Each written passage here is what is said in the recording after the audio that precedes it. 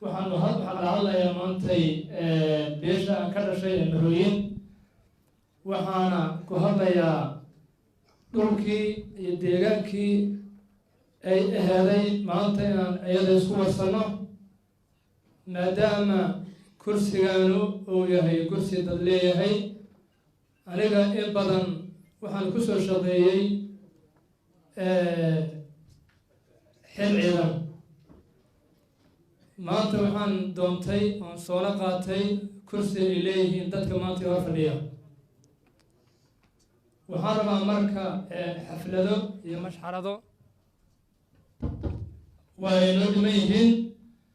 maanta waxaan malaynayaa in laygu yeeray in dadkaygii qabiilkaygii aan ka dhashay ee aan ku metelay kursigan hoob 67 inay iyagu iswareysanayaan wixii iyaga dhexdoodana inay xaliyeen iswarsi hoose in laygu yeeray dadku waxaa layidhi gumugeel iskuma timaado inta maqan iyo inta joogtana anaa layga rabaa inaan gaaro waana gaaraya ilaah idinkiis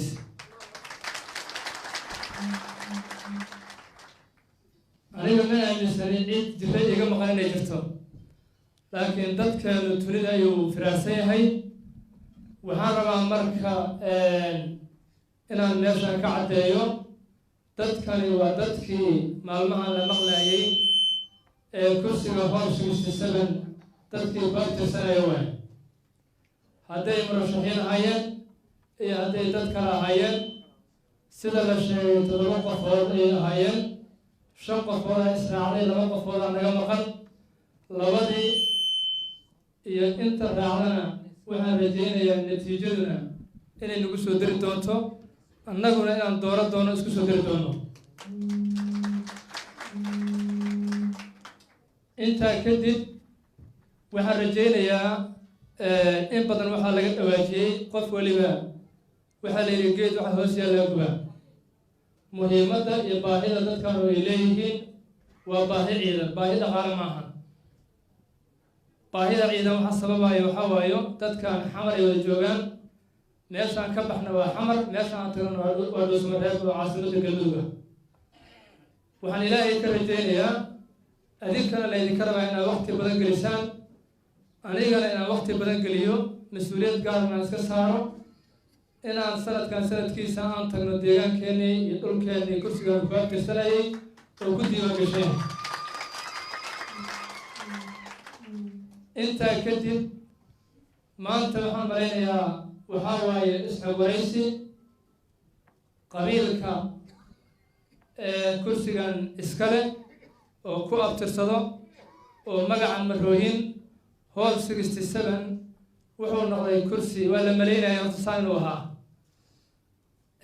aniguna inuu kursi fudud yahay kuma doonan inuu adag yahay dadkiisu adag yihiin dadkiisu tiro badan yihiin isku keenid rabaan wada qancin rabaan waa ku doontay waana rajaynayaa inaan gaaro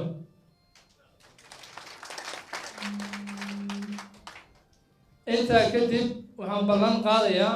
oo idinka ballan qaadayaa inaanan noqon doonin qof aan dadkiisana ka dhex muuqan bulshaweynta soomaaliyeed na aan ka dhex muuqan waxaan ballan qaadayaa waxaa meeshaan fadhiya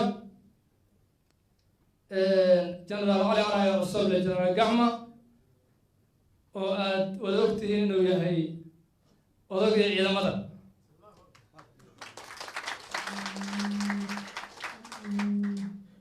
aniguna ciidan keliya ma noqon doona waxaan noqon doonaa sargaal ka tirsan ciidamada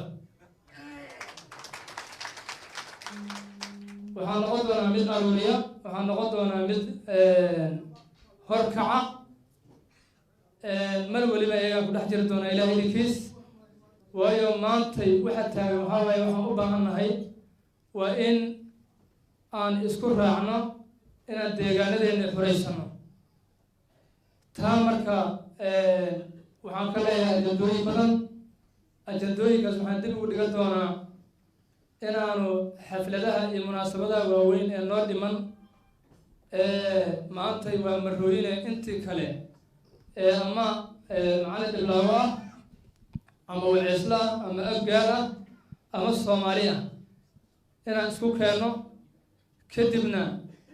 isku dadna waana isku deegaanna waan nahay inaan danaheena ka wada hadalno waad ogtihiin gobolka Shabeellada Dhexe inuu xoroobo waxaa inooga xiran inaan deegaankeena xoreysano waayo waa galgaduud in galmudug oo dhan xorowdo oo ceeldheer ay ka mid tahay iyo in Shabeellada Dhexe xorowdo ayaa lagu gaari doonaa marka waxaan leeyahay maanta inaan dad gaara iyo deegaan gaara inaan ka hadlo waxaa igu kalifay wixii iyagu lahaayeenaan soo qaatay inaan marka iyaga ku dhawaaqo kuna metelo waa ku qasbanahay waxaan rabaa marka maadaama dadkii hoolkan uu qaadi waayey hoolal kale ay ku jiraan duurkana iyo magaaladana ay kala jiraan dunidana ay kala jiraan waxaan rajaynayaa in intaan iyo in ka badan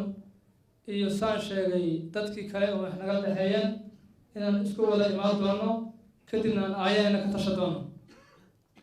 waxaa rabaa marka waqtigaan haya maalin jimcaana waa tahay xilligii salaadna waa la gaaray waxaan rajaynayaa marka inaan ilaahay tawfiiqda nabada waafaji doono ninka hadda hadalka iga dambeeyey oo murashax madaxweyne maxamed isaaq iidow ninkii da'da yaraa uu sheegaya aabihiis waa kusoo fadhiyey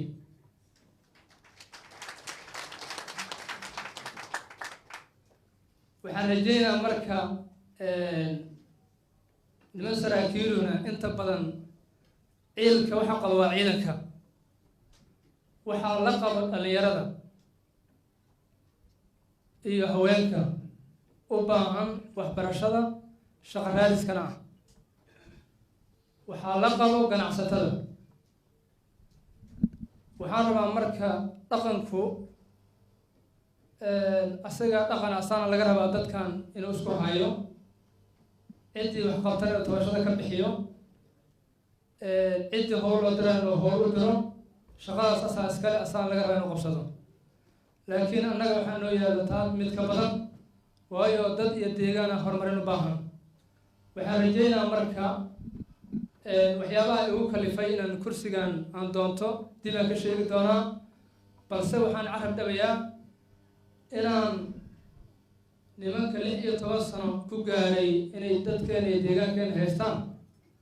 waxaan rajaynayaa inaysan 2 sano 3 sano hadda aysan haysan doonin